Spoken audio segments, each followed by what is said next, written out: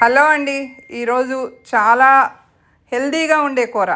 రుచి ఎప్పుడూ నేను చెప్తానే ఉంటా. రుచి ఎలాగో బాగుంటేనే నేను వీడియో చేస్తా, లేకపోతే అసలు వీడియో చేయను. రుచిగా లేకపోతే నేను అసలు వీడియో అప్లోడ్ కూడా చేయనండి. ఇది డ్రైగా ఉన్న ప్యాన్లోనే సొరకాయ ముక్కలు ఈ సైజు కట్ చేసుకుని కొంచెం ఉప్పు వేసుకోండి. సొరకాయలో ఆల్రెడీ ఉప్పు తక్కువ పడుతుందండి, తగ్గించి వేసుకోండి.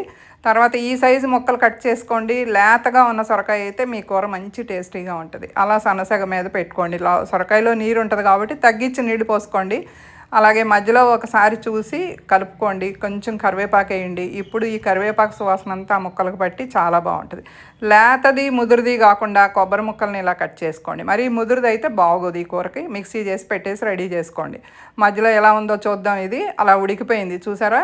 అంటే 90% ఉడకాలండి, 80 కాదు, 90% ఉడికిపోతే ముక్క ఇలా ఉంటే చాలు. కొంచెం వాటర్ కూడా ఉండాలి. ఒకవేళ లేదు అనుకుంటే కొంచెం వాటర్ వేసుకుందరు కానీ చూద్దరు కానీ. ఇప్పుడు ఈ మనం మెత్తగా చేసుకున్న కొబ్బరి ఉంది కదా, అది వేసేస్తున్నాం. మరీ మెత్తగా చేయొద్దు, కొంచెం పంటికన తగిలినా బాగానే ఉంటుంది, మెత్తనైనా బాగానే ఉంటుంది, అది మీ ఇష్టం. ఇంకా పాలు పోయకుండా సొరకాయ కూర వండాలనే ప్రయత్నంలో ఇదొక ప్రయత్నం అనమాట. ఫస్ట్ టైం చేశాను, సూపర్ హిట్ అయింది. ఎందుకంటే వారానికి 2 సార్లు మేము పాలు పోసే కూరలు వండుకుంటూ ఉంటాం అనమాట. ఆ పాలు పొయ్యకూడదని చెప్పి ఇలా ప్రయత్నాలు చేస్తున్నాం. దానిలో ఇదొక భాగం. చాలా బాగా కుదిరింది. మీరు అందరూ ట్రై చేయొచ్చు, చాలా హెల్దీ కూడా. లాస్ట్లో పోపు పెట్టేసుకోండి. ఆ 80% 90% ఉడికిన తర్వాత ముక్కలు కొబ్బరిలో ఉడికితే అప్పుడు చాలా బాగుంటుంది అనమాట. ఉప్పు తగ్గితే చూసి వేసుకోండి.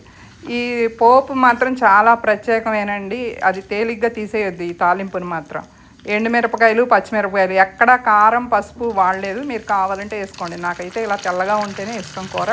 అంటే ఒక్కొక్కటి ఒక్కొక్క రకంగా ఉంటే బాగుంటుంది కదా, అందుకని చెప్పి ఇలా. అందుకే పచ్చిమిరపకాయలు, ఎండుమిరపకాయలు ఎక్కువ వేసుకుంటున్నాం. అల్లం తురుము కంపల్సరీ, అల్లం తురుము వేసుకోండి. ఈ అల్లం పోపుతోటి మంచి గుమాయింపు వస్తుంది. పచ్చిమిరపకాయలు అల్లం తాలింపులో వేయటం వల్ల ఈ కరివేపాకు సువాసనతో అసలు చాలా బాగుంటుందండి.